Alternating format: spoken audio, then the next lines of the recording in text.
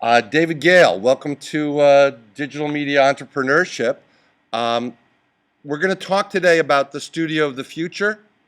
And I have in the room some grad students, some entrepreneurs, uh, technologists, and at least one attorney. Um, the goal today is to talk a little bit about the difference between the 20th century studios and what people are doing in the 21st century. Would you start by introducing yourself as a 20th century film producer? You worked. Oh my goodness. I guess that makes me very old because the 20th there were actually didn't Fox Studio used to be called 20th Century Fox and now it's called 21st Century Fox because I remember the 20th Century Fox. But so I guess I was one of those guys. I started my career as a lawyer. You mentioned you have somebody in your class who was a lawyer. It didn't really last very long. As Randy knows, we met each other actually at a law firm in New York where I was doing entertainment law in the 20th century. And that was an incredible first step, but ultimately I moved out to California to make movies and was able to do that starting, I think the first time I really was involved in making movies was outside of the legal world was about 1990. So I was working for, and my first job outside of being a lawyer or a business affairs guy, the guy who negotiated deals, was working for Ridley Scott, the director of Blade Runner and Gladiator and all kinds of Thelma and Louise, all kinds of really big budget movies. Most recently, Ridley did The Martian. The Martian. The Martian. Martian. Right. So worked for him. And then I worked for a woman named Gale and that was 1991. And Gale produced Terminator and Aliens and The Abyss. She produces now Walking Dead, the TV. You guys get Walking Dead, the TV show over there? Oh. So I worked for her. I ran her company, and that's where I really learned to produce and be on a set or negotiate a deal or work with a studio. Help develop projects, although I had a development staff that was much more focused on the development side, but I had a lot of say. And working closely with the financiers and people on the business side. And then that was for 4 years. And then I went to go in 1995, I was asked to go start a new division for MTV to make movies. They're also, of course, known as a television network, but they decided to get into the feature film world, and that was where I really started to have many more opportunities to make movies or to buy movies. And so for the next 11 years, from 1995 to 2006, I made movies, and I acquired them. Sometimes I acquired them at film festivals, mostly Sundance Film Festival, but sometimes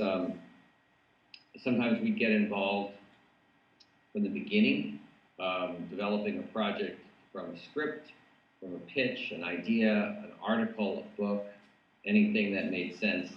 And some of those projects never got made, but we ended up making about 20, making or releasing 27 films during that 11 years. So that went into the 21st century.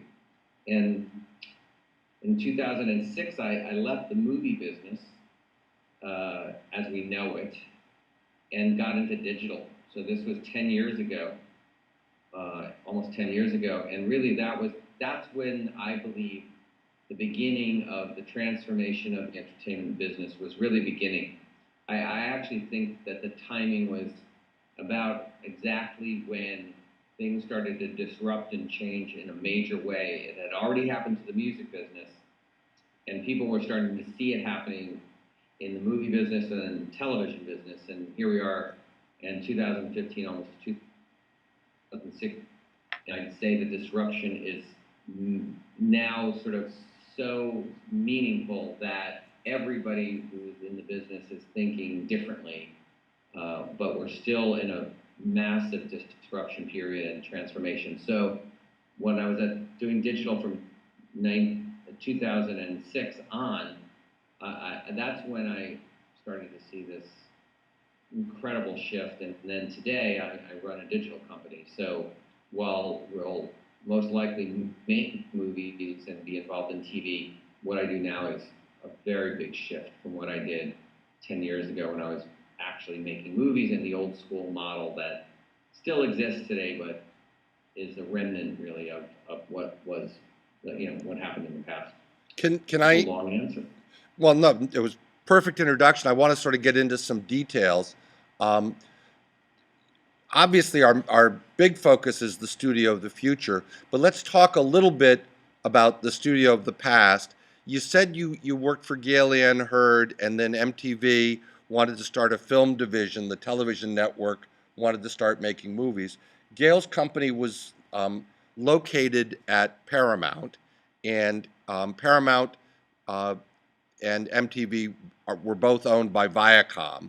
So this was they were when they started MTV Films, they were looking for somebody who had worked with Paramount, and because of working with Gale, you had worked on the Paramount lot. Is that all right? No, Okay, wrong. fix fix it. uh, not. It certainly would make sense, but it was just coincidence that I happened to be working on the Paramount lot, and that MTV, which literally, what Paramount had literally just been acquired by Viacom. But when I first started, the concept was that we would have a first look deal because we could go anywhere. We were a different division. We weren't tied to Paramount. They had no claim on us. So Most let's just conglomerates like let's just go back and define a term. First look deal. In the old studio system, you would get an office at a studio, and they would give you like a roof over your head and telephones, and you're in return you promised to give them the first look at what you were developing, and if they didn't like it, you could take it elsewhere. Yeah, it was a little better than that. There were deals back in the old days, and there are a few these days, but very few in feature films. But there are some, which was actually they not only gave us the offices, they gave us money to develop some projects on our own and enough money for staff, and that was enough to sort of let us do what we wanted to before we even had to bring it to Paramount. Part of the deal was, in addition to the offices and the overhead and the staffing and some money, we had to give Paramount a first look on everything we wanted to do as a movie, and they could pass and say we're not interested, and then we could take it someplace else, which in fact we did a couple of times. The usual first look deal runs like that. Ours was unusual in that we were both part of Viacom, and there was an expectation, an unwritten law almost, that we shouldn't go someplace else unless it was really desperate. And when we tried to go someplace else, a little pressure was put on us. So So MTV that's MTV was really a unique deal because you were both owned by Viacom. Let's go back to this uh, when you were running MTV Films, you had an office at Paramount. They gave you some budget, but if they didn't like something, was it and there was pressure not to do it somewhere else? Were you a studio that you could like get financing on your own, or were you? In other words, Paramount's a studio. What was MTV Films? MTV Films was just a production company like most independent producers have production companies, or maybe the company that the producer owns has a production company. There are hundreds of them out there. They're either funded by individuals and sometimes by companies. Uh, Sometimes all they are is a company. They're really just individuals who call themselves a company, and sometimes they actually are companies. They could be subsidiaries of a comic book company. They could be subsidiaries of a book publishing company. They could just be, a group of investors getting together. So there was this slew of independent producers. There still are, who fund their own operations. They will sometimes still have a first look deal, but that's to get them additional funding or have a relationship that makes everybody incentivized to try to set projects up. The irony is, if you ask most people, the last place you usually made your movies, if you had a true first look deal, was the studio that set you up. Somehow it works out that way. It shouldn't be that way, and it doesn't. If you have an exclusive deal, which often happens, not often, but it sometimes happens, then you can't even go anyplace else. Then you usually have some movies you can greenlight, projects you can greenlight without their approval. So the basic assumption was that as a first look deal, it gave you enough funding to develop projects, uh, or it gave you enough money to sort of help run your operations without the funding for the actual development. But you could stay in business and you could pay people salaries and you could have an office. Right. And then you hope to set up things in development. If they Okay. gave you a okay, go ahead. Well, I'm just going to say, so basically, in the 1990s, there were a lot of these companies that producers ran where they were developing, meaning they were trying to get scripts and maybe attachments of actors and people that would be attractive to a studio. But there were really a limited number of places with the resources to fund the production of a movie and distribute a movie. So you were basically limited to, you'd go first to the company that was giving you a first look deal if you had a first look deal, and then maybe 5 or 6 other places, and then you were sort of done, right? No, not really. I mean, there were a lot of independent sources of production money. So probably, there are literally hundreds, if not thousands, of indie movies that get made every year, way more than studio movies. So people figure out by hook or by crook, as we say, to be able to figure out how to get the movies made. Sometimes wealthy individuals, sometimes it's funds, sometimes they're small little production, small little distribution entities, sometimes it's foreign sales. So there were plenty of ways for people to figure out how to get movies made, and those are the movies you found at Sundance. So when I went and bought movies, they were already made. They were made that way outside of the studio system, and we actually made a few of those ourselves. So back to your question, because I worked for Oops, you froze. Are you there? I may have lost you. Hold on.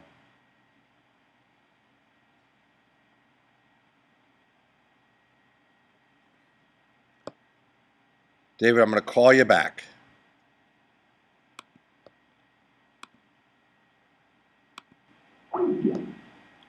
Just call him back.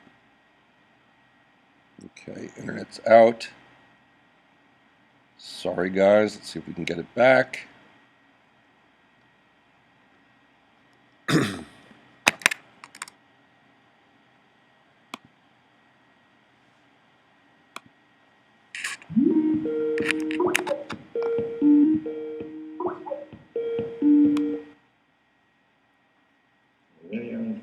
You're back. I hear you. It's okay. I left you off at, we bought films at Sundance and at film festivals. Did you hear that part? That one of the things that we could do is buy finished films that were independently produced, and sometimes we took them into the studio and set them up. In a couple of cases, we actually did them outside of the studio. We did one called Napoleon Dynamite. We did that with Fox. And we did one called Murder Ball with a company called Think Films. But on the other end of the spectrum, because we were part of a pretty major company, MTV had plenty of money to make movies, but they didn't want to make movies because if you look at a major corporation like Viacom, and they have a TV division, cable companies, they have film companies, they have publishing companies, they have all kinds of divisions, each one of which has to have a certain expectation from the investors of where they spend their money. So a stockholder of a place like Viacom, if you own stock in Viacom, and it contains MTV and Paramount, they would not be happy if MTV spent the money that was allocated to MTV for cable television on films. And the reason for that is the profit margins at MTV were like 60% profit margins, meaning for every dollar that was spent by MTV, they made 60 cent profits. So they made $1.60. Paramount, on the other hand, the movie studio, generally made about 5 to 10% profit margins, meaning they made $1.05 to $1.10 on the investment of money. Now that sounds kind of crazy, and you ask yourself, why would anybody make movies when you could just make 5 to 10% profit margins when you can make 60% profit margins? Well, the answer is people love movies. They love being in the business. It's glamorous. It leads to other things. There's other things you can do with that property down the line. But I say that because occasionally, for small budget movies, we'd make them ourselves. So because the numbers were small enough, the corporate entity of Viacom said, well, they didn't have anything to say. We had enough discretion with those kinds of budgets, $1 million, $2, $3 million, that we could actually invest that money and nobody was going to complain. Make sense? Does everybody understand that? Because that's a concept that got a little bit, I don't know. We're getting some head shaking. Where did the money come from? If you were going to pay for a little movie, was it Viacom's money? Did you go to a third-party financier? No, Viacom would be given $1 billion budget, and the people, MTV would be given $1 billion budget. With that budget, they made TV shows, and all the things that you need to do in order to get TV shows. You had lawyers, you had accountants, you had production people, you had development people, you have sales people, you have all this big operation to run a television company. That's so much money that if it almost would be like if you had $1 million in the bank and you were supposed to use that money for whatever purposes, but you know what? Here's $5 for you. Nobody's going to notice. Nobody's going to care because it gets so subsumed within all the other stuff that it's almost what they call a rounding error. So when numbers are that big at a company like that, they'll give you some discretion. But it's funny how little discretion they give you, because that business of making movies is so risky and so little profit margins that it's almost like saying, well, we're going to take that little bit of money and we're not going to really make any money with it. Now, frankly, in our case, it was unusual because we made a lot of money on our movies. A lot of money. In fact, Paramount might have had typical 5 to 10% profit margin. We had 20 to 25%, sometimes 30%. In a few cases, we had 500% profit margins on film. We'd spend $3 million in a movie and make $150 million. That happened to us several times, and there's a reason for that, which we can get into why that happened, which I think is relevant for all kinds of reasons that we can talk about in a minute. But the truth is that, in my opinion, had we been given more discretion, we could have made much more money than the studio could, because those studios just are not equipped to have a lot of profitable movies. They have a few really profitable movies. They have some big losses. They have a few in between, and then they spend crazy amounts of money on development. So at the end of the day, in order to get even one movie made, you generally will have 100 films in development. So they will have, if they wanted to make 20 films for the year, they probably had 2,000 projects that were somehow or another in the system, and only 20 were going to get made at the end of the day. So that's a huge amount of money that goes into the cost of running a studio so that you can spread your risk out. Because in a way, if you make one movie and the chances of one movie doing well is about 1 in 10, 1 in 100, maybe, I don't even know what it is, but it's a crazy little number that if you were in the business of making one movie, it's almost like going to the casino and gambling your money away. If you're buying a lottery ticket. If you make 20 movies, then the chances are that one of those movies, 10 of those movies are going to make money and 10 are going to lose money, and that's why these profit margins are so low. Because because you also have all kinds of marketing costs involved in those movies. So the business of making movies at studios is surprisingly bad. But you have these streaks, and the numbers are big. So a studio will make $3-4 billion, but their costs are huge. So the numbers are still quite big. It's just the profit margins are small.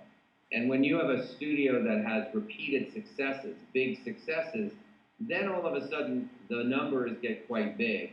And your profit margin, your profits might be, maybe you had $4 billion of revenue, and maybe that year you had, oh, $600 million of profit. That's still a lot of money. You have to spend a lot to make it, but there's very weird, unusual ways that this business exists. And I don't know if this is relevant, Randy, to what Well, we should be talking about, but it does ultimately then compare to where the 21st century is, which is very, very different. right, and we'll get there. I just want to talk a little bit more about the day-to-day of running MTV.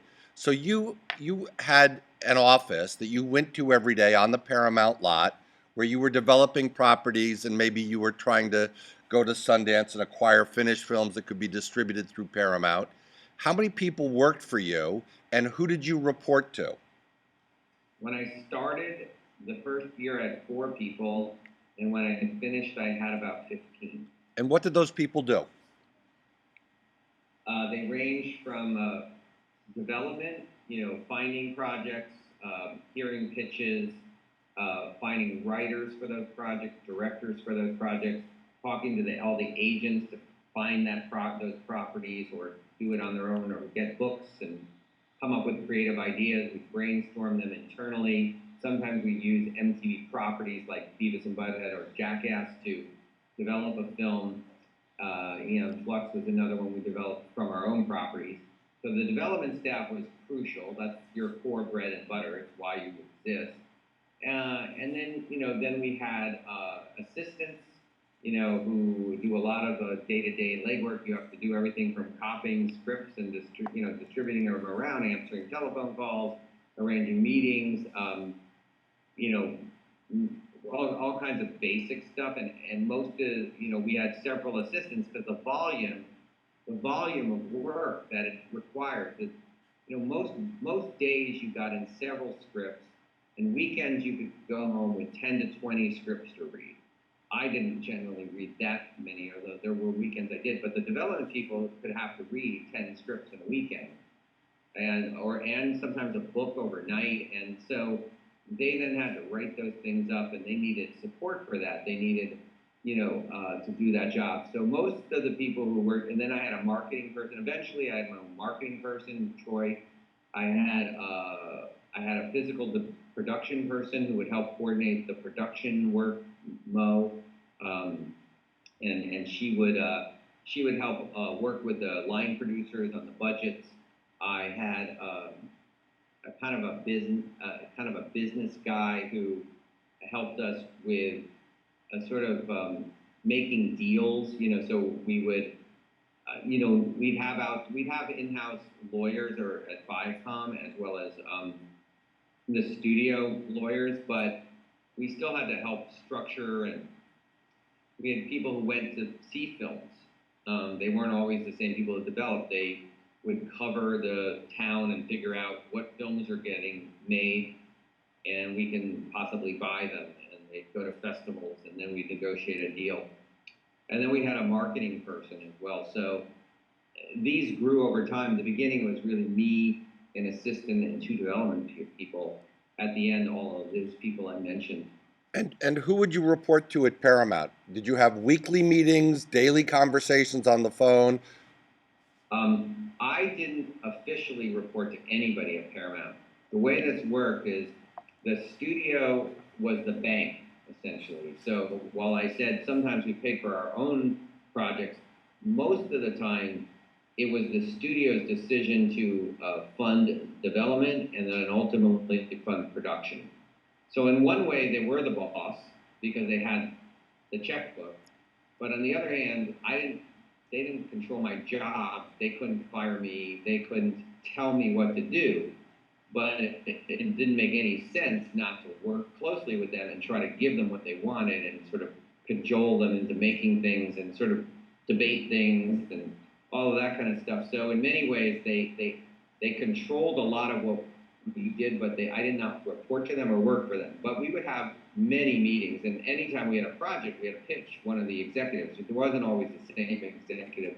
We had assigned to us two key executives who were responsible on a day-to-day basis to oversee the work we were doing. But we could go to any studio executive there was.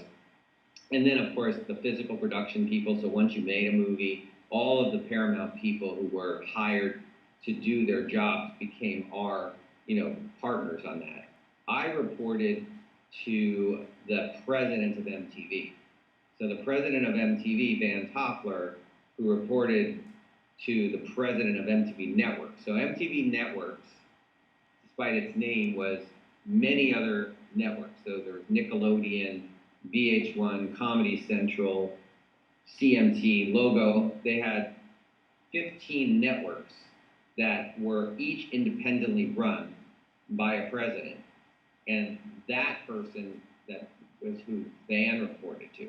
Got it. But Van controlled his own work. Van controlled MTV, and I reported to Van, who oversaw most of his work was overseeing the television work because that was really the core business. Right. So let's go back to Paramount. There were executives assigned at Paramount to hear pitches from producers, and you were treated like other producers. You had to go to these executives, but you had this special relationship because you were co-owned, the Viacom owned you both. But you would go to these executives. How many executives like that were there at Paramount? And what was there was a marketing department, there was other departments at Paramount that could chime in on what you were doing that these executives had to go to, right? How did that work?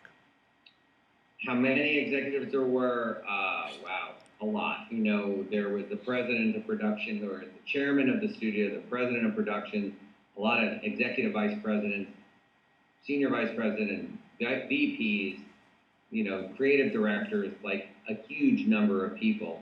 You can imagine if you are making, at that time, 20 movies a year, and you're developing 200, and each of those executives, you had a series of them, and they did a lot of what we did. They had to read scripts, they had to hear pitches, because whether it came directly to them or indirectly through a producer like we were, or other producers, that's what they do all day long. They have to make the ultimate decisions collectively, what films to develop, what films to greenlight and produce. So their day-to-day included overseeing all of these production deals on the lot, these first look deals, these production deals, as well as random producers. Their job, as ours was, to mostly work sort of with agents. They might have already had pre-existing relationships, but the agents kind of run what happens where. And the agents become your lifeblood in a way to the material that you want. And so Paramount executives, were sort of, while they had more control than producers did, they were in the same boat in a way, which is they're fighting to find great projects. They have to make decisions, and their bosses want to know that they made good decisions, and every time that they were responsible for saying, we should make this movie, and they convinced the powers that be, the people who run, who say yes or no at the very top level, because they depending on the seniority of the executive, they can make certain decisions without going to anybody else. So the top of the food chain could make any decision they wanted, and the next line down, they might be able to say, yes, we can control what goes into development up to a certain amount. And the next line down says, we can control, well, very little actually. Once you get past the president of production, like all those other underlings don't have very much control because they have to get in a room usually several times a week, pitching the project that they fell in love with or they really think, and then they usually get rejected, or they often get rejected, but they have a lot of weight because unless you get them on board, you're not going anywhere. So there's this whole food chain that you have to go up through. So the producers say, we love this project, we want to get it set up, we have this director attached, we have this material, we have this writer. Depends on what, you might just go in with a book, or you might go in with an entire package. And you, the producer, and you go to some level of an executive, the higher you can go to, the better, but they don't want to hear that at that point. They want to put their they want to put a junior person on board because if everybody got to go to the senior person would have no time. So there's this filter that happens. And sometimes you're at the most junior level, and somebody at that point, if that junior person passes on the project, it's over. So somebody who's like 22 years old, who just, well, not probably 22, let's say 25 years old might be the most junior person, because usually if you got out of college and you got a job at the studio, you're an assistant, and you're an assistant for at least 3 or 4 years, and then you might become a creative executive.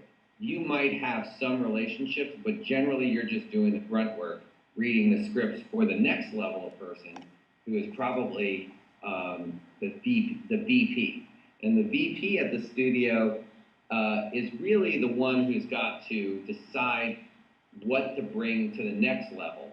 Because if they do it too often, then they're going to be ignored. If they don't do it, if they choose wrong and some other studio buys a project that they passed on because they didn't think it was any good, they're going to get into trouble. So I don't know. I veered off a little bit, but just giving you a sense of how the system works. It still works that way. It's exactly the same. There's nothing different. What I've just described is exactly the way studios still work. There's nothing new there. There is no 21st century version of that. That's been the same thing since like the 1920s.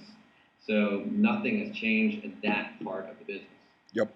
Now, we're going to do an exercise later where we talk about acquiring customers, retaining customers, and monetizing customers. And the studios before 1950 were sort of in the retail business of acquiring customers at theaters. That sort of changed when they sort of started doing business with television networks and then companies that were distributing DVDs and HBOs and like that. Um, and I guess my question to you is, in the old studio model, who were your customers? What were you thinking about? Were you trying to please the executives at Paramount? Were you thinking about what the exhibitors or the television channels wanted? Were you just trying to think of only about what the audience wanted? MTV was a youth brand. Were you thinking about what the 18-year-old would want to watch? Or was it some mix of all those things?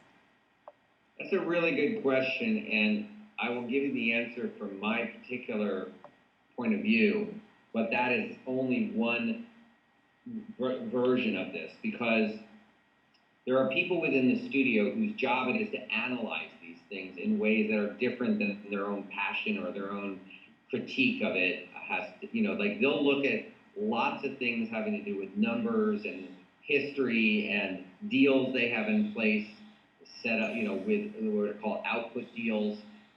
That's their job, to evaluate the decision at the studio level whether to make a movie or not. That's rarely the decision-making process that goes into is part of a producer's mind. I think it would be, there are production companies or producers who work on a kind of a model that, like B movies or horror movies or, direct-to-video movies, like where they're like very analytical and they make money based on being sort of suppliers of a certain kind of content. That was more in the old school past. I don't see it very much anymore because there was a direct-to-video market. There was a foreign market. There were all these markets that would allow you to, Blockbuster. You knew what Blockbuster Video, which I don't know if anybody there knows what Blockbuster is, but they were a huge chain of video stores, and they so dominated the world of videos initially with VHS and Betamax and then in DVDs, but every movie went on to a home video at some point. And there were a lot of movies that made no sense to movie theaters, but if you made them cheap enough and they were a certain genre and they had certain people in them, Blockbuster would buy them, would pretty much guarantee that you could sell a certain number of videos. That no longer exists at all. But back in the day, that would exist. From my point of view, I've always taken the position that you have to go with things you're very passionate about. If you don't like it and you just think what they call a piece of business, something that you could sell, I don't know why you're in the business. It's so hard to be in this business. Why would you do stuff just to make money when the chances of making money aren't that great to begin with? You want to spend your time doing things that you really think people will enjoy. Now, from my point of view, I was a middle-aged man. I'm making movies for teenagers and young 20-somethings. You have to kind of put your mindset in the audiences, so you have to be very empathetic. You have to understand an audience, and you can't be cynical and dismissive of them at the same time. So you kind of have to really believe in what your audience believes in, even if you're not that audience. I made movies for African Americans, many movies for African Americans. I'm not African American, and you can probably tell this is really dark there, but I think that I felt like it was important to me. Not only did I have a staff that represented these different groups and that sort of thought, could understand what was authentic and what was real, because you get help making these decisions. You ultimately have to make a decision one way or the other. One of the things that's so first off, it's like, do you love it? Do you think it's a great movie? Would you want to see it? Would anybody want to see it? If you can't answer that yes, then you should not be doing it. Because you could look at it and say, I hate this thing, but I know it's going to make money. Now, there are producers who do that and did it all day long. Bad horror movies, bad sort of sequels. We didn't do that. We were like, this is innovative, this is smart, this is clever, this is funny, whatever it might be. This has great talent attached, it's going to be innovative, whatever it is. Then you have to make a very important decision about, is anybody going to see it? If you made it, you love it, but and people would love it if, in fact, they'd see it, but the marketing of that movie is so hard that nobody's going to see it, even if you could force them to see it, they would love it. But you kind of know marketing that movie is going to be so hard that it just makes your chances of success so low that sometimes you just don't make things just for that reason. The other piece that goes into it that sort of factors that in is, what budget should you make that movie at? So what you may say yes to at one budget, you'd say no to at a higher budget, because you know that this movie's potential audience is either limited, or it's going to require more effort, and therefore the risk is higher in terms of marketing, or the marketing costs are going to be too high. Whatever it might be, you will then sort of make other decisions. I often like to call what I did it was an informed gut. So my gut tells me, I love this. This is going to work. But it's not strictly based on some kind of emotional response. It's also based on my experience with these movies, my looking at the world that we live in, what was happening in the world that was, are people loving horror movies right now? There was a period that nobody went to see horror movies, and all of a sudden everybody went to see horror movies. And you have to kind of factor that in. I was responsible, I think, in large part, to a trend that started with our division for youth films. There had been a long time since the 1980s, when there were John Hughes movies, when then studios were making movies for teenagers and young people over and over again. They were being successful. From the mid 1980s to the mid 1990s, when I started, nobody was making those films, or they were making very few of them. All of a sudden, we came into the marketplace, and there was this hole in the marketplace for young people who were going to movies in much bigger numbers than anybody had really paid any attention to. They hadn't been making movies for them. They happened to be cheaper to make them, by the way, and they didn't require big movie stars usually. So our methodology was like, okay, there's very little competition for a very big audience. So you also had to look at things like that as to making decisions of, is this an audience? Is there an audience out there for this? Again, African American movies for African Americans.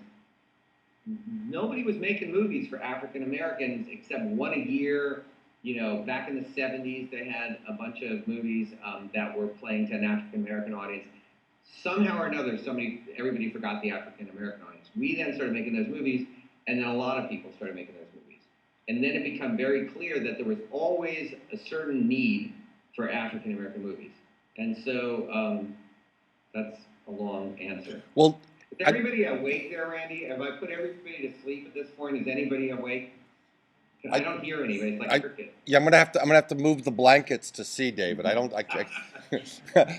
No, people are awake. They're very polite, but How many people are in your room? Can you turn your screen around so I can see who I'm I talking to? I cannot because we're gonna lose our internet connection. It's iffy. If you knew how jerry rigged this was, Okay. there are about 25 people in the room, um, and they're quiet because I think they're paying attention. But we'll find out once. Or they're asleep. Yeah, once we hang up, I'll ask them some questions, and I'll let you know whether they were paying attention or not. This Um, would be a very American thing to do, but I should make them all say, "Hi, David," or something like that, and see if people are really out there. okay. On three, everybody. Son. Oh, I could just be talking to Randy. I actually did that with Gil Bellows yesterday, who's got a film on Amazon. I recorded Gil talking about his movie on Amazon. Which movie, Randy? Huh? Which movie? It's called Patriot. It's one of three. It's a 1 hour pilot. We'll talk more about it in here. But he's doing a deal with a studio that couldn't have existed until streaming on the internet became possible. But while I have you, and I know your time is short, um, any questions about his work at Paramount before I get into the transition David has made in the last 9 years to doing Studio of the Future? Got one over here. Yeah. I'm going to repeat it because he needs to hear me. Go ahead, ask.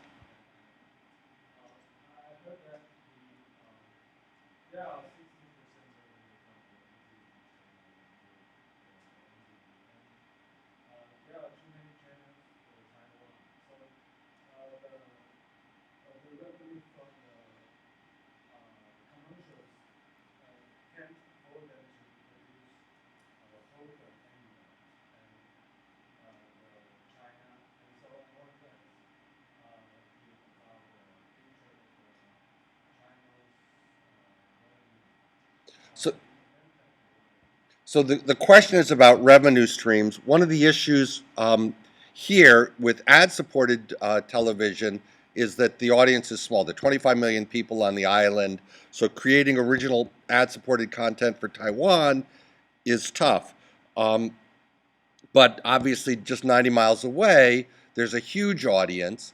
Um, I think um, what were the revenue streams in the old world for MTV? Where did the money come from? There was things that you'd created did end up on MTV3 when you started to make the transition, right? Right. I mean, I can talk to MTV's business model pretty well. I mean, if you want, if the question is about what is the television business model, Well, I think also the question that we should be getting to is you know, there was a model for television, and now there's this over the top or subscription. Can you just, what's your opinion about the shift in revenue? You're going to have to talk a little bit about the old world, but also about the new world of where revenue is coming from. okay, so that's actually a really important question because the worlds are converging in ways that nobody really anticipated. Back in the old days, television was television, movies were movies, and there was very little overlap other than movies ended up on television screens eventually. The way things worked is you made a movie for theaters, it went into theaters, there was a big long period of time before it ended up on home video, on pay cable television, on traditional television, and foreign screens, all of these ways that they had what they call downstream revenue. So that was a very discrete model from television. Television was you make your content.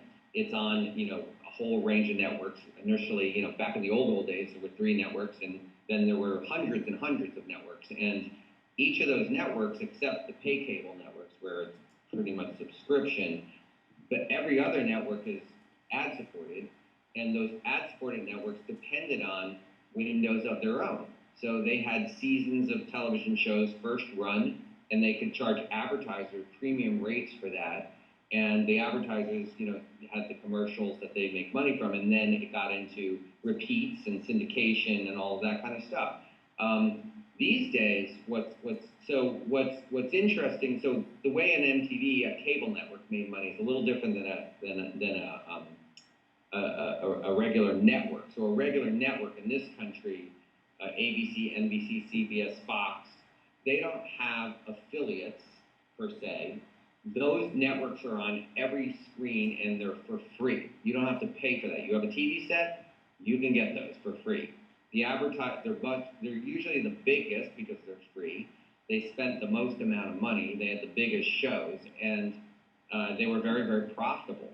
They still exist, and they still essentially have a model like that. The cable networks came around in the 1980s, and they actually got paid two ways. They got paid by the advertisers, and they got paid by the affiliates, which meant that they got a certain amount of money by the cable companies that charged the consumers for having cable in their homes. So you paid the cable company paid the television, the cable networks. That was important because those two revenue streams the vast majority of cable networks were equally important. The advertising that was on the shows and the affiliate fees that they got by having their networks on those platforms that existed. The platforms weren't willing to pay everybody. They were only willing to pay the networks that they thought their audiences wanted to see. So, and the ones that they wanted to see the most, and MTV was one of those, where could command very large fees from the cable affiliates in order to, they wanted the programming so badly that, because why would you pay for cable if you couldn't get MTV or ESPN or those Nickelodeon or Disney? You would not pay for cable. So those were so essential that they could negotiate large subscription fees. This is all leading up to a very important point, which is why these worlds are colliding. So come the digital world. Okay, so let's transition because I don't have that much more time, and I have about 35 minutes. I have about 25 more minutes. So here's where we're at right now. If you don't mind, Randy, I'm going to transition. Use that question to sort of transition into the 21st century. So these days, everybody has access to content on every device known to man, on your cell phones, on your television screens, on your Xbox and PlayStations. If it's a screen that can get content, then that screen needs content. And the old model basically was what was one of scarcity, meaning that the networks controlled all the programming on television, and let's include the cable networks. So you combined all of those networks together, and it was still very limited how much content there was out there.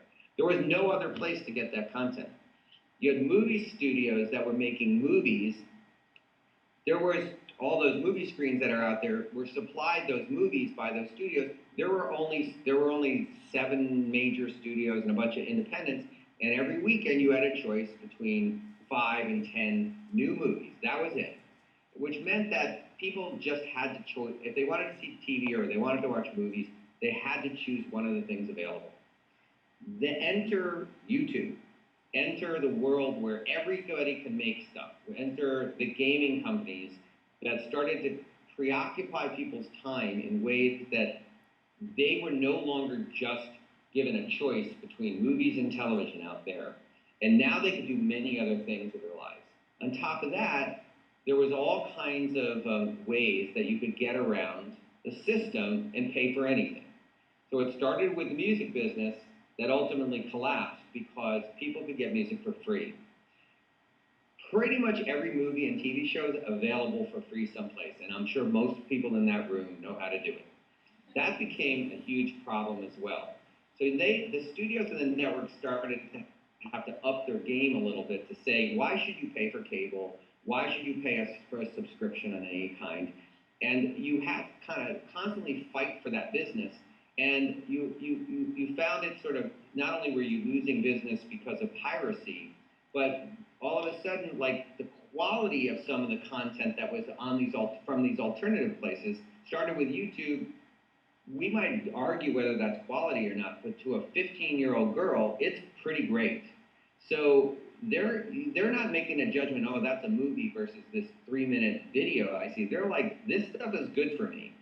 And so, not to say they hated movies, but they had many other things to do. So all of a sudden, like you realizing that you need to compete for these eyeballs, and the windows between like when a movie went into theaters and when it was available on one of those screens had to shrink to the point now where it's hard to justify putting a movie in the theaters and waiting 6 months or 8 months before it's available on another screen. It's going to be pirated, number one. And number two, there's a million other things, and you've just spent a whole lot of money marketing this thing, getting people to know it exists. And if you don't give it to them pretty soon, then they forgot about it and something else is out there.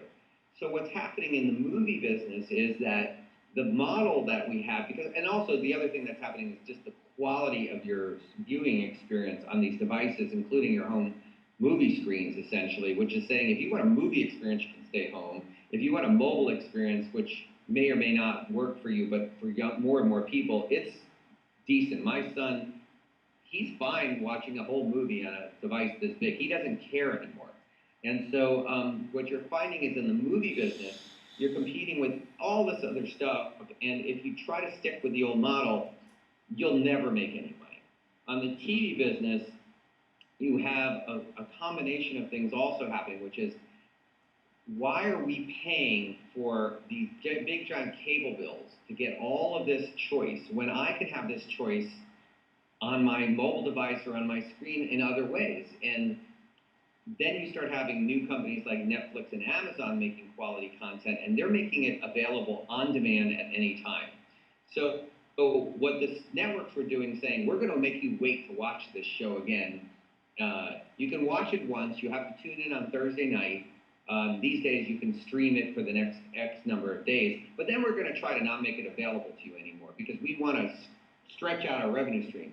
Well, that model's going away. So what's happening is it's an on-demand economy. Whether it's movies or television, people do not want to wait. When they know it exists, either you're going to let them have it and you're going to charge them for it, or an advertiser is going to advertise on it, or they're going to steal it. And that's just the bottom line. Or if they don't steal it, they're going to just say, well, there's a million other things I can choose from. If that's not available, I'll just choose something else. So the same thing that's happening to movies is happening to television, in that the on-demand requirements of the audience means that you have to create a new economic model that fits an on-demand economy. Whereas movies could make money in each phase, you make it in movie theaters. And often they didn't make money in movie theaters, but it was enough to sort of get them to a point where the next phase of distribution would make the money.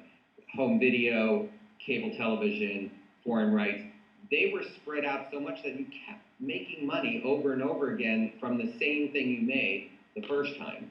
That's no longer an option, even though all those other platforms still exist. Not really DVDs anymore. It's now it's now streaming and on-demand stuff. The collapsing of all of these windows, the on-demand economy, means that you kind of have one shot at it. Now, it might be available forever, but so much product's coming out. This gets to the scarcity thing. So much product's coming out every single day that you can never keep up. People then go binge on something and they watch the entire season in a weekend or something, and then they're done with it and they move on to the next thing they're going to binge. They have no time to watch anything else. So people only have 24 hours in a day, and they're saying now that I think young people are now on their screens 9 hours a day average, 9 hours of their 24 hours, and then they're sleeping. You can imagine how much time people are spending on these screens. But what's happening is that you've got such competition. There's no scarcity anymore. You're sort of on a level playing field with the YouTubers of the world. And you're then having to figure out, how do you work in an economy like this? So it's upending all the traditional models, and then the new models are, okay, let's assume this is all true now, right? Let's forget what people were doing. It doesn't matter. You cannot bring it back. It's never coming back. So now you're like, okay, this is a world where you have to do on demand. Think your audience wants it immediately. You have to make your money kind of right away. And so, what does that mean? What does that mean for you? Like, how do you make money in that system? And they're still trying to figure it out. My goal, I mean, so I don't even know if people know what I do, but No, I now's the time to talk about it. Let's talk about the mighty. okay. So we are the mighty. So we have 15 minutes, and what I'm going to do now is I'm going to describe what I think is the is a good approach. Clearly, I think this, otherwise I wouldn't be doing it. But I started my own company. I raised money to start my own media company. And unlike the old days, if you wanted to start a media company, you had to have billions of dollars because you had to have a cable company. That was the way to have it. You had a movie studio or a cable company. You had billions of dollars in order for the risk was enormous, but you also were entering this world of scarcity where you could be a player and you didn't have competition from the teenage girl next door. And so you could do that. These days you have the competition from the teenage girl next door, which means if you're going to invest money in a media company, you better have a better model than that, and you better not spend $1 billion. So I raised a couple of $1 million to start a media company, and it's called We Are the Mighty. And what I noticed, because I spent so much time at MTV, which also owned all these other cable networks, I realized that a brand is probably more important in the media business than anything I could imagine. Because a brand means that people understand who it's for, who your audience is. They trust you because you've built a brand. So you know a brand like Coca-Cola, you know what you're going to get. You know a brand like Apple, you know what you're going to get. Movies, television, kind of similar, but not as frequently done this way. MTV made its billions of dollars and continues to do well relatively by building brands in television. So MTV meant youth first. It meant music and youth. Nickelodeon meant kids. Logo meant gay people. BET meant African Americans. And so you're immediately identified by an audience as a company that gives them what they're interested in. By doing that, you take a lot of the sort of randomness that happens in movie and television, and every time you're doing something new, no, you're very disciplined about that. You say, I'm going to do something that's very specific because I know there's an audience out there for it. And the more you do it, the more that audience becomes loyal because they know, as long as you do it well and you're giving them new content all the time that they like, you can't repeat yourself over and over and over again. But the brand building becomes such an important part of, I think, differentiating yourself these days. If you don't have a brand, then every time you go out with something new, you have to compete with all those billions of people out there, including the teenage girl next door. When you have a brand and you can build that brand, then that brand value, just like Coca-Cola means a lot more to people than cola from whatever. You're going to buy that Coke, you know what you're going to get, you know what it's going to taste like. So by building a brand in the entertainment business, you have that going for you. So I realized that after spending all that time at MTV, there was an audience that was not being served by a media company, and that was the military audience. So I decided to create a media brand focused on the military community. In the United States, 130 million people are directly related to the military community. That means veterans, people who are serving, family and direct family members, parents, children, siblings. A third of the United States has a direct connection to the military, yet nobody's ever created a media company focused on that lifestyle and those people. And think about it, because what you realize is of all the Academy Awards that have been delivered, been given out over the years, 14 films out of 80 or something have won the Academy Award for Best Picture were military films. So the stories are vast. It's the same thing on television. And the other thing, and you guys are in another part of the world, but my guess is that you are seeing how much the military is playing a role in the world right now. And I don't mean that militaristic. Like I'm a pretty left-wing liberal guy for the most part. I'm not like pro-war. But I think anybody in this country, in our country, really has a great amount of respect for people who serve in the military because they do so without in service to something bigger. They're risking their lives. They're doing something that they feel is important. And ultimately, they're there to defend us, and you can argue about whether the war is right or wrong, but you can't really argue with people actually willing to risk their lives. And so there's a huge amount of problems going on here in the United States with veterans coming back. There's issues about getting jobs, issues with PTS, mental problems, all kinds of stuff. And so I felt like I could create a company that would support that community with stories, with content, and really do something good for the world and this group of people, and satisfy an interest by people in films and television and digital content that is about these people, and not just for that audience that's served, but also the American audience in general. Last year the very biggest movie of the year was American Sniper. That was not just military people going to watch that film. Every time you turn on television here, you'll see a commercial. It has, many of them have veterans in it. So I decided to fill this void with content that was specifically related to the military community. And so back to the sort of business of all of this, which is, so I knew that I wasn't going to start a cable company, but I'd like to make television. I knew I wasn't going to start a movie studio, but I wanted to make movies. But the first step was to build an audience using social media and digital media that could be shared and could spread the word, getting spread that there's this new company out there and we're making content. And the content we make is not just video content. In fact, mostly what we put out is articles and things like that, kind of like BuzzFeed.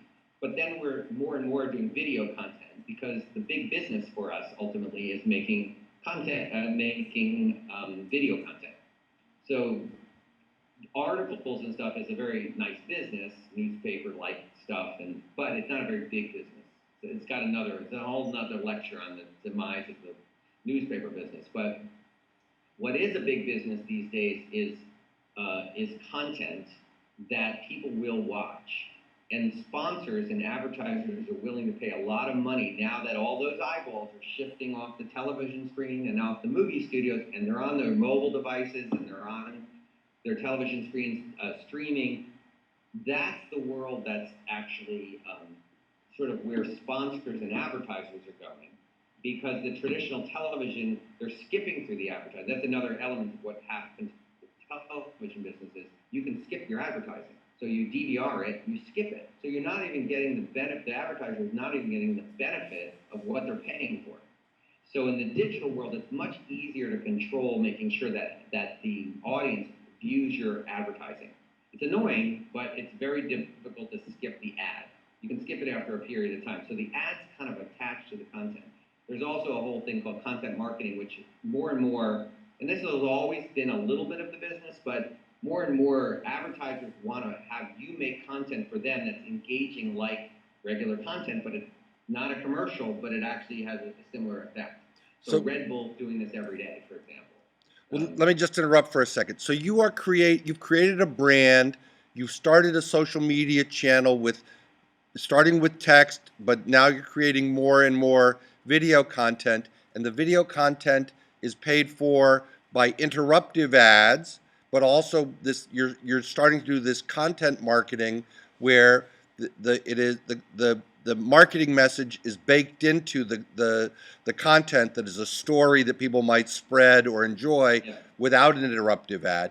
And like brought to you by, or maybe there's some thematic element that might just be brought to you by, and they're just saying brought to you by Sprint or brought to you by Bank of America.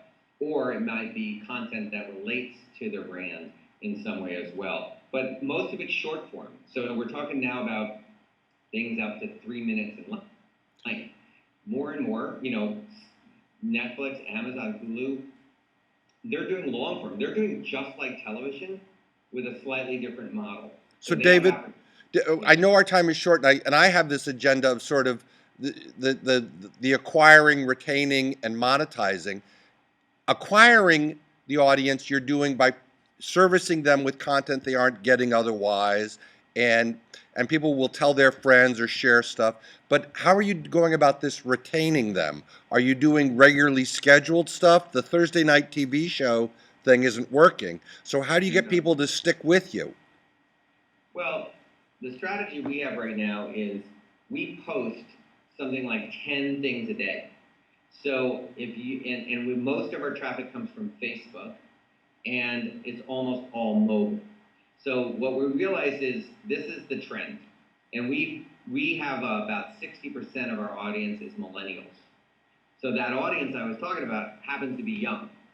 This is the group of veterans, and this is the group of people we're talking about. Now, ultimately, we're also expanding, as we are already, into all kinds of other platforms. So you no longer, this is a very important point, even in digital, I'd say up 5 years ago, your job was to get people to come to your website.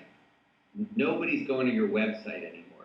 They're going to your social media channels, and maybe they're coming back to your website, but it doesn't really matter to them where they get the content. The easiest way they can get their content, the better. That also means that there's all these new platforms emerging. Verizon just started one. You have places like, the ones like Hulu and Netflix. You have Xbox. You've got Red Bull just started a channel. What everybody's trying to do is to have content available on these mobile devices. And so much of it comes through Facebook because it's about what you're interested in. And your Facebook feed is essentially what you like.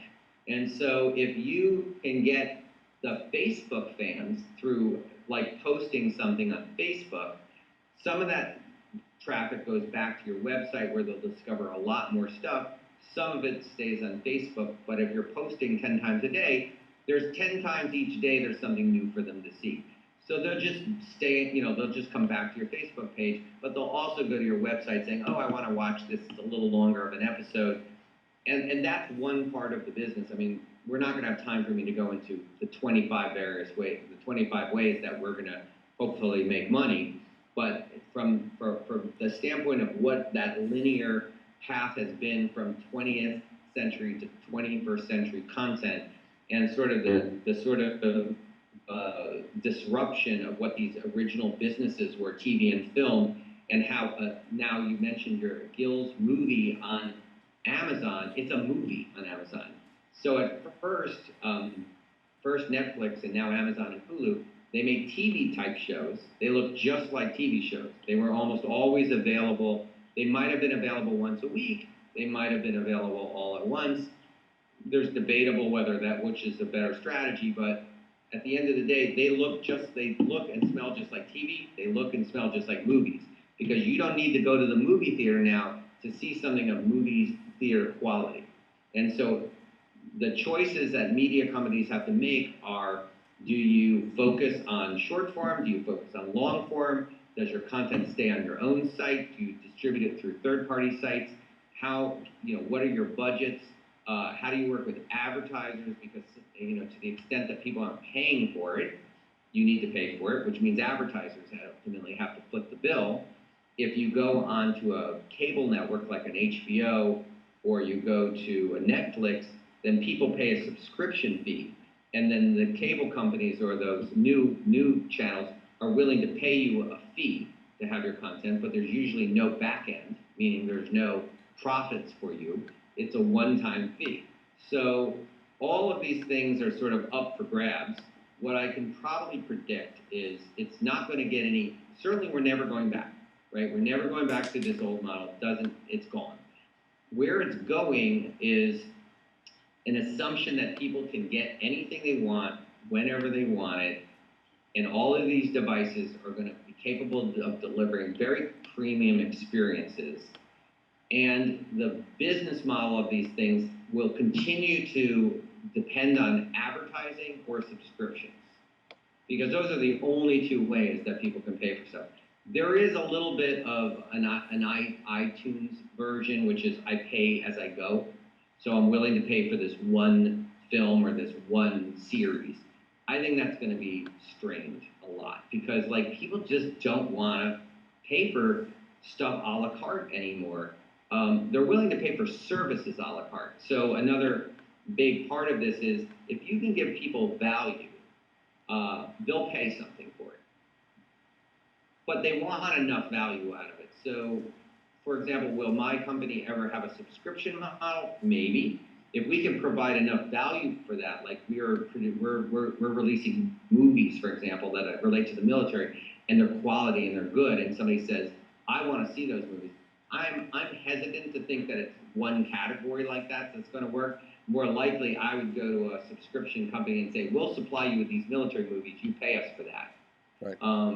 So where it's going is really all forms and sizes of types of content, from 1 minute to 2 hours, series that could go on for 10 hours, doesn't really matter. You don't stick with formats anymore. You just have to decide what your audience is interested in. The devices that you're on might have an effect, but less and less does it have an effect. We're now getting into VR, for example, and that could start to make some changes. So the technology is going to drive a lot of this. The business model is going to drive a lot of this. And then ultimately, at the end of the day, it's really all about content, and then you got to make good stuff. I come back to the beginning. I didn't plan it this way, but I'll come back to what I said at the very beginning, which is, how did I make a decision about making movies? Why would I make them? And I would say, because I feel like people really enjoy them. I think they're going to be good. And the same thing happens here. If it's a 1 minute, a 5 minute, or a 2 hour piece of content, it's like, will people enjoy it? Who is my audience? In this case, no longer the MTV audience. It's an audience that's served in the military, knows somebody served in the military, or respects the military. And that is so many different versions of it. And we just finished a cooking show, and we did something for Major League Baseball. And, you know, the variety is there. And so I don't feel like it's going to get stale.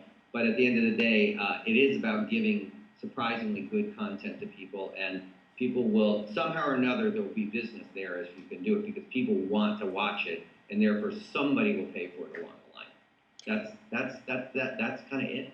Well, I realize that we're out of the scheduled time. I got one quick question, and maybe time for one question from. Okay. My question for you is: are you a studio? And it's sort of a two-parter. Is We Are the Mighty a studio, and who works there, and who is your? You just put stuff on the internet, right? I mean, you don't have anybody that you're. There's no executive anymore. There's no. I get to make the decisions. Right. So and how many people work there? How are you organized? And are you a studio? We have about 15 people. We have people who write articles. We have people who make videos. We have people who do operations. We have people who do accounting. All the same stuff you'd see in a network or a studio, pretty much, except we're kind of combined, because we're like a publishing platform and we're like a video studio, video studio. We are a studio in that we make content almost every day. We're like a newspaper or publisher, online publisher, and we create kind of content every day. Ultimately, I hope to have I do have a great staff, so there's a lot of stuff that goes on that I don't micromanage, but at the end of the day, I pretty much have to oversee what I think this is. But because I'm not a veteran, I have 75% of my staff are veterans. Very important that that this be authentic. It will never work if the people who I'm selling it to don't believe that it came from people who understand this. And I personally don't have that knowledge. So I have all these creators are people who served in the military. That's very important. So it's a combination of veterans and civilians, but 75% veterans, the filmmakers in front and behind the camera, the articles, and but we're also now consulting, and we're learning a lot about our audience. And therefore, and again, this is for another lecture altogether, what happens to a media company in 2016? They don't just have to be a media company. We're going to be doing events. We do consulting for organizations that need to understand the military community. We do think we're merchandise. We can do anything that serves that community. Got it. So that answers the question. Oh, because I do have a reservation. yeah. Any quick question? He's on his way out. Anybody have a pressing question? Pressing. You have to ask this question. And Randy, I will say to you, if they have questions and they want to if you want to write me with some questions, then I can maybe answer a couple of questions that way. You're so sweet. Quick question, Jamie. What?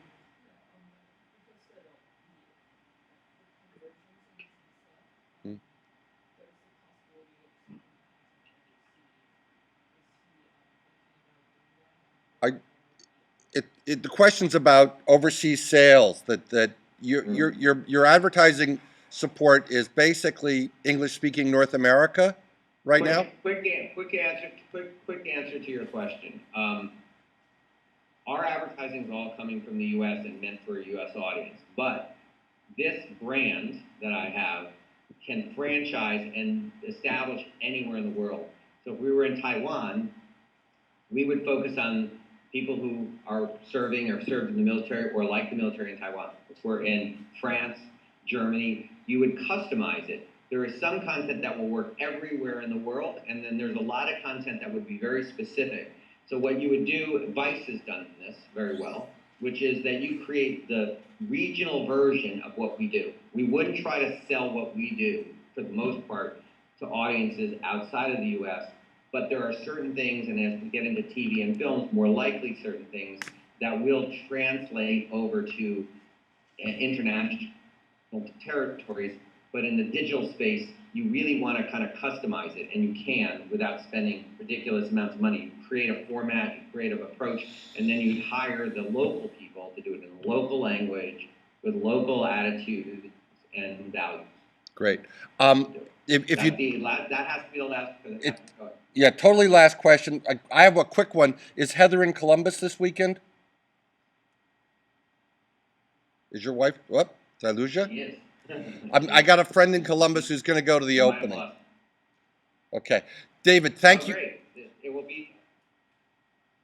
Okay. Bye bye. Thank you so much. I'm so grateful. Thank you. Turn this off.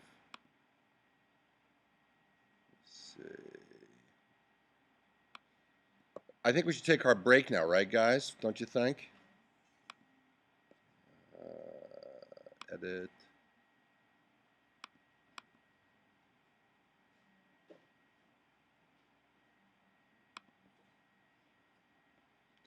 Let's take a 10-minute break and come back, and we'll call Danny Dano.